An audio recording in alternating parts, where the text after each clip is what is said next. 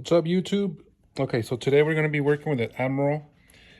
It's made by Whirlpool, and as you can see, the sticker has no heat.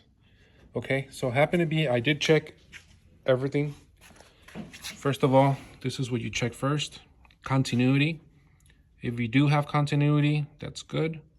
It's a high limit switch off. So basically, if there's a short or it's getting too hot, that will kick off the heat, okay? It's like a safety. And then we have your recycling temperature thermostat right there, which is also testing good. And your thermal fuse, and this is your moisture sensor. That's what whenever you do an automatic cycle, it tells it when to stop or when to keep going if it senses there's water or steam inside the dryer. Happened to be, I checked it, and we have a bad timer. Now, I'm gonna show you how to fix the actual timer and save some bucks, because some of these timers can go up to 100 to 200 bucks depending on the model. So I'm gonna show you how to repair these. It's very, very easy. And yeah, so like I said, to save you some money.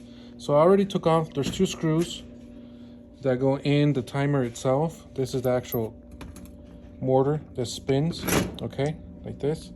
So you have those 2 screws, you take it off, and then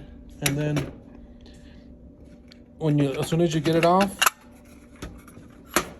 right here, we're gonna be looking at on the right side. Okay, you see those 2 pins right here? These 2 right here? Okay. Sometimes what happens is that will rust off. Either they'll stick together or they want to make good contact. So what you have to do is just kind of sand that off a little bit. And what I usually do is I use a screwdriver, and here I just kind of bent it inwards like this.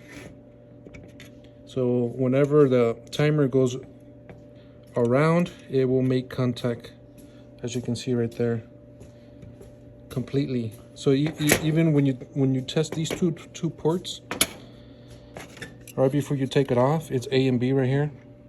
As you can see, the first 2. If you turn the knob and you're not getting continuity on those 2 ports, then that's what happened, is that it rusted off and it's not getting good contact. So that's how you fix it. So all you do is just, once again, you just sand it off in the middle between both of them, and then I just press this and I press it this way, bent it this way. So whenever you turn and it goes into the cycle, it will actually get contact and your timer will be fixed. That's pretty much it. That's all you have to do. You put back the cover, put back the timer, and you're ready to go. Retest the dryer, and it's good to go. Like I said, I haven't seen this fix on YouTube, and I don't know, it might be out there, but just in case, if this helps you out, go ahead and help out the channel. I'll be promoting, I'll be basically doing a lot more repairs and fixes. So anything you need, any questions you have, go ahead and subscribe to the channel, leave a comment below, and I will go ahead and answer. Just in case you're having an issue and it's not the timer, it's something else.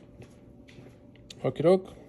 Once again, like the video, subscribe, and I'll be uploading a lot more. Thank you.